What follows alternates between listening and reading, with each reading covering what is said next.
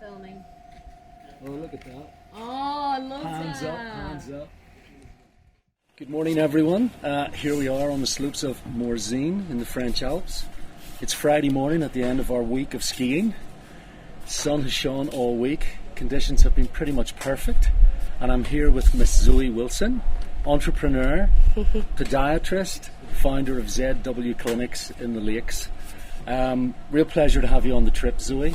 And, Pleasure to be here. One of the exciting things is to have witnessed over the last short number of years the evolution of your practice, how you've developed clinically in terms of now two sites. I've visited them both recently. The new clinic is beautiful and sets the standards for all of us to aspire to. I'm really interested for you to tell us your journey, that evolution. Well, where do we start? So in around about 6 years ago, after I graduated, I'd been working somewhere for a couple of years, and then I just always had this vision to progress further and offer more and potentially have it all under one roof. And so ZW Foot and Ankle was born in Kendal in the Lake District. And we started off really with having two separate services. So we had a core podiatry service and an MSK service, which is certainly where I like to focus my attention, is the MSK side of things. And it really just evolved from that point, really, and that love of kind of dealing with patients and then eventually building the team to what it is now.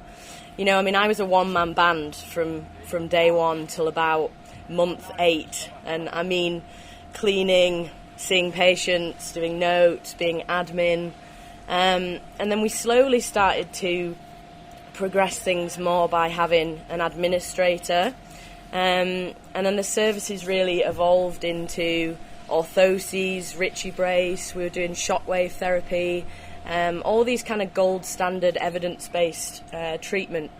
And the thing is, Zoe, I would say, is that for some of us in podiatric medicine, we can get stuck in a moment. So you set up a clinical practice, you set up your pricing structure, and before you know it, you're kind of stuck in that. Now, you haven't done that. There's been a curiosity. You seek out mentors within the profession to help you, and you keep pushing the boundaries. And if anything, the people around you have to contain you, to hold you, to steer you as you keep pushing it. And I witnessed that not only with orthotic therapy in terms of the design of custom-made foot orthoses and additions and extensions and all the different materials, but also how you ran with Richie Braces. And for most of us Richie Braces, we've never been taught AFO therapy. How do we now control joint coupling at the level of the ankle? How do we treat complex pathologies of the hind foot and the ankle? And you were out of the gate and away with it. And I kept saying to you, look, you're going to have complications here that's going to be difficult. And you keep saying to me, I'm not having any complications. The patients love it. So tell us a little bit about that experience. Tell us about Richie Braces and Zoe Wilson. So, as a treatment option, the Richie Brace has really progressed my practice, 3, 4, 5-fold in terms of how we manage complex foot and ankle pathologies. And I was very lucky to have a mentor to teach me the casting process of the foot and ankle plaster of Paris casting. And then it was kind of, this is complex. Yes, we haven't necessarily dealt with patients with foot drop to a huge extent, and certainly with the stage 1 and 2 adult acquired flat foot as well. I find that these patients do so well, and I think that the benefit of the Richie Brace is that we're taking them out of that brace eventually in Absolutely. some cases, and that is just so exciting.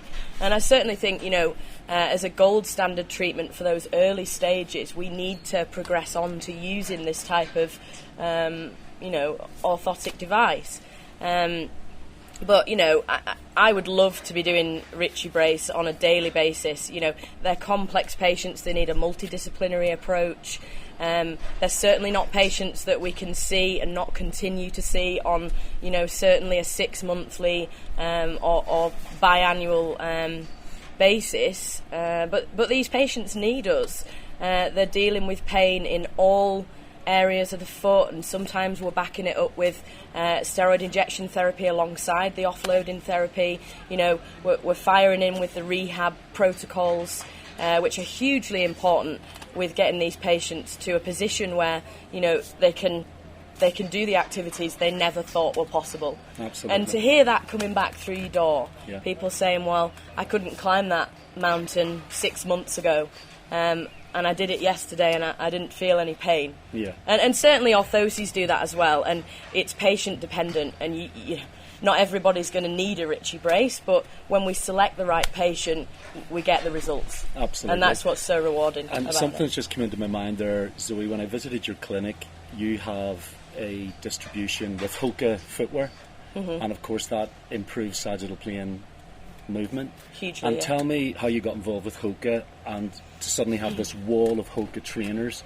to complement your orthotic therapy, your Richie brace therapy, your strength and conditioning, all of that. Because that, when I was visiting your clinic, I met patients who were coming in, you had your opening, they were wearing the HOKAs, they were wearing the foot orthoses, and they were like, this lady changed my life. And some of us do have those experiences, and if we can help each other, and particularly young pods, to develop those skills. So tell us about HOKA. You've got to press on. If you want to stock footwear, it's a massive outlay initially. But for me, I was hearing about these shoes. Everybody was going on about these HOKA shoes. Where are they coming from? Who's using them? I want to know about them. So I went and tried some on. I went to a local running shop and I tried some on, and I was like, wow, these are amazing. They're comfortable. They're, you know, you've got this rocker sole, meta rocker technology around the forefoot. And, you know, certainly they're not for every patient, and we still have to be selective on which patients use them. But I got in touch with them, and, you know, I put myself out there, and I was like, they're not going to stock me. They're not, but I'm going to try. And I got on to this gentleman at HOKA, and he said, we'll stock you. And I was like, right. And it was a big outlay, you know, and I think a lot of podiatrists, certainly the ones I've spoken to, are like, well, how many have you got to buy, you know? And there's this big kind of risk factor. But we're using the shoes as part of treatment on a daily basis for patients with forefoot pain. You know, evidence base around the shoes is increasing. You know, we're seeing a lot of patients benefit with hallux rigidus and various forefoot pathologies because they just create that wider surface area to propel the foot on a wider base. Okay. And, so back to physics and kinetics again. Certainly. Spreading of load. Certainly. And there's different shoes to benefit different conditions. And HOKA actually asked me to go and do a talk down at their head office to the kind of European team about the different benefits of the different styles and what does this style do for this pathology and why would we not use this shoe for this pathology. You know, so it's tailoring it. And HOKA are certainly making huge movements in the podiatry profession, and I believe they're going to be at the next Royal College conference with a stand. So, can I ask you, tell me about your experience and your connection to Firefly? Well, so I started using Firefly probably about 6 years ago, and I wasn't using it for every patient. Wow, was it that long ago? 6 years? I think I always think it was like 2 or 3 years. I've but had it's 6 Kendall, years? Okay, I've had wow. Kendall like 6 years now, and then Kirby obviously a lesser amount of time.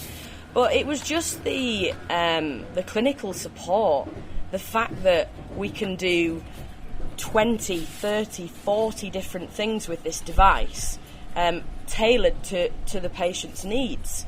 And there's a team there on hand all the time, answering your questions, filling you with confidence. And I owe a lot of that to you.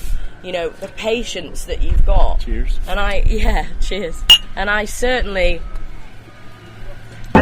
could not have done what I've done with musculoskeletal podiatry without you. And that's the honest truth.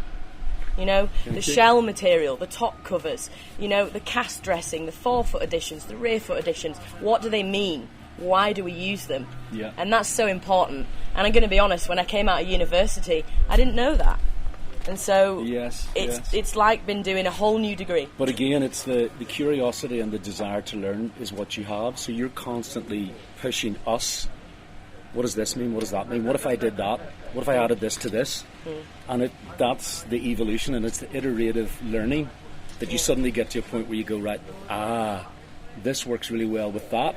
Yeah. This works with that pathology. I need to think about this and that. But there are challenges along the way, right? Oh, for sure. You know, the way that different materials respond to different tissues and vice versa. It's a constant learning process, but it's exciting because these patients come back and you've changed their life. Wow. With a piece of plastic. That's genuinely. Yeah. But no, the support is the key factor. Well, I think we'll salute that, and thank you for everything you've done for Firefly too, and all of the rest of the team here. So, cheers to Zoe and ZW Foot and Ankle Clinics.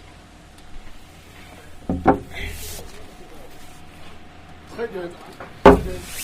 Nailed it. Woo! Take one, John. The only thing is, I was like...